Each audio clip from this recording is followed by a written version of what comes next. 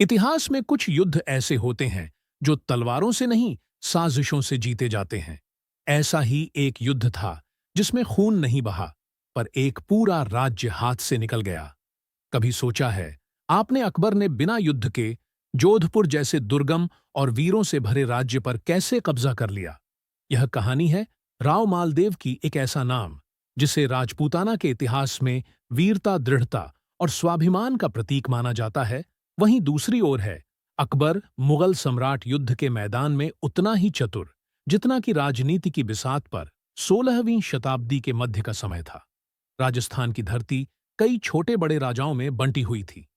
इनमें सबसे शक्तिशाली और साहसी शासकों में एक था जोधपुर का राव मालदेव। उसकी सेना, उसका प्रशासन और सबसे बढ़कर उसका आत्मविश्वास मुगलों के लिए एक बड़ी चुनौती था। अकबर जानता था अगर जोधपुर को अपने अधीन करना है तो सिर्फ तलवार से काम नहीं चलेगा। मालदेव कोई मामूली राजा नहीं था। माना जाता है कि उसकी छवि एक अडिग योद्धा की थी, और यही छवि अकबर के विस्तारवादी सपनों में सबसे बड़ी रुकावट थी।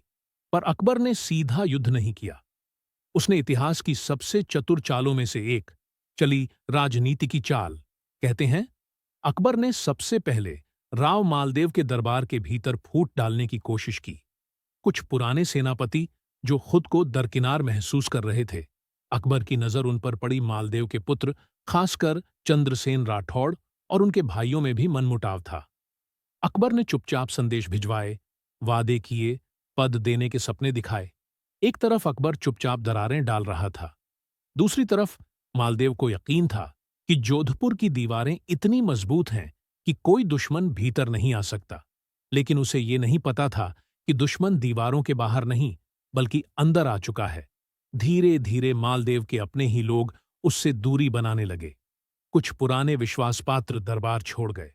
कुछ भाइयों ने सत्ता की चाहत में दिल्ली से संपर्क बना लिया।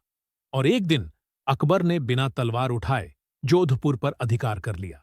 कैसे? जब राव मालदेव की मृत्यु हुई तो सत्ता के लिए संघर्ष शुरू हो गया।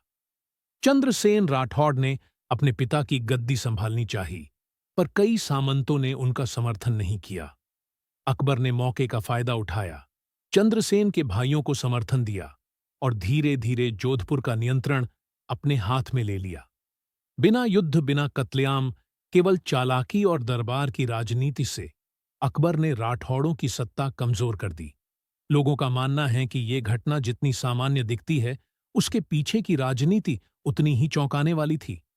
अकबर जानता था कि राजपूताना की मिट्टी वीरों से भरी है, लेकिन वीरता जब एकता से दूर हो तो उसे हराना आसान हो जाता है। और यहीं पर अकबर ने जीत हासिल की, राजपूताना के भीतर फूट डालकर।